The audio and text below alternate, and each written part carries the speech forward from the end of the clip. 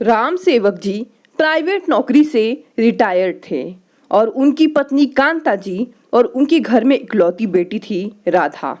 राधा की पढ़ाई पूरी हो जाने के बाद राम सेवक जी ने अच्छा रिश्ता देखकर शादी तय कर दी।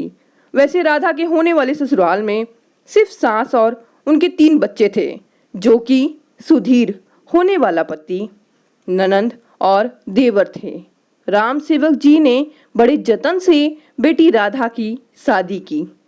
अपनी हैसियत से बढ़कर सारी जमा पूंजी लगा दी शादी में।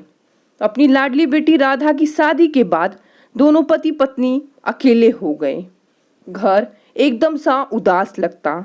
दुर्भाग्यवश एक दिन पत्नी कांता जी को अचानक से दिल का दौरा पड़ा और वे नहीं बची। बेचारे राम सेवक जी अब एकदम अकेले हो गए। बेटी राधा कुछ दिन साथ थी, फिर वो अपने ससुराल चली गई।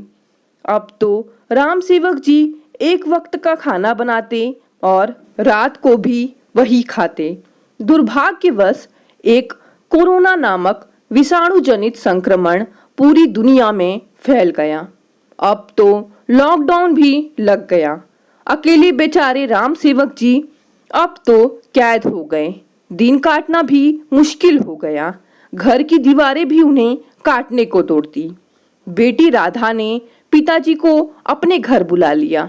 घर जाकर थोड़े दिन तो खूब सेवा की राधा के ससुराल वालों ने, लेकिन थोड़े दिन बाद ही पूरे घर का रवैया ही बदल गया। राधा और उसके ससुराल वालों का व्यवहार बदलता गया। वो लोग राम सेवक जी को ताने देने लगे और उनमें सबसे आगे उनकी खुद की ही बेटी थी। एक दिन राधा की सास और ननंद राधा से बोल रहे थे, बहू, तुम्हारे पापा क्या जिंदगी भर यही रहेंगे? उन्हें बोलो कि यहाँ पैसा पेड़ से नहीं उगता, कमाना पड़ता है। तब राधा ने सास से कहा, पापा के पास कुछ जमा पूंजी थी, मैंने सोचा कुछ खर्चा पानी हमें भी दे देंगे। पापा को जरा भी ख्याल नहीं आया कि महामारी फैली है, हर तरफ बंदी है, राशन वगैरह का बेमुश्किल बंदोबस्त हो पा रहा है। लेकिन इससे इन्हें क्या, ये तो बस मेरे एक बार बुलाने पर ही मुंह उठाए चले आए।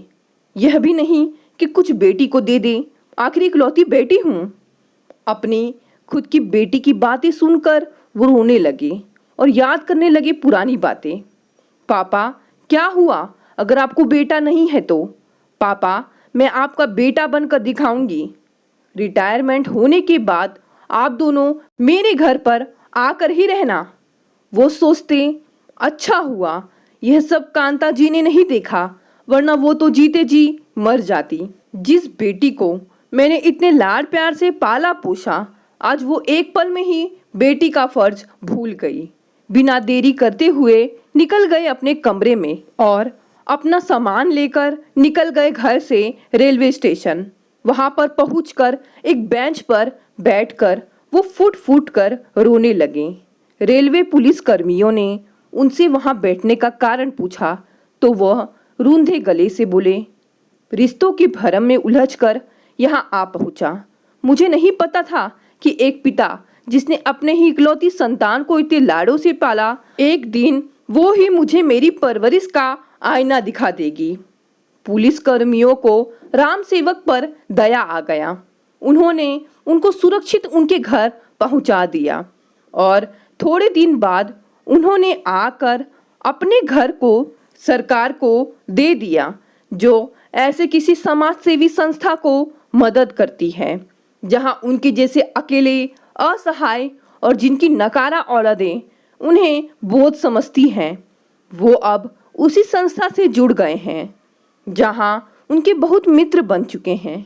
उस दिन के बाद राम सेवक जी ने राधा का कभी मुंह नहीं देखा। दोस्तों, आपकी क्या राय है? राम सेवक जी ने सही किया या गलत? क्या उन्हें राधा को एक मौका देना चाहिए था या नहीं? दोस्तों, कहानी पसंद आई तो इसे लाइक और शेयर करें और मेरे चैनल को भी सब्सक्राइब करें। धन्यवाद दोस्तों।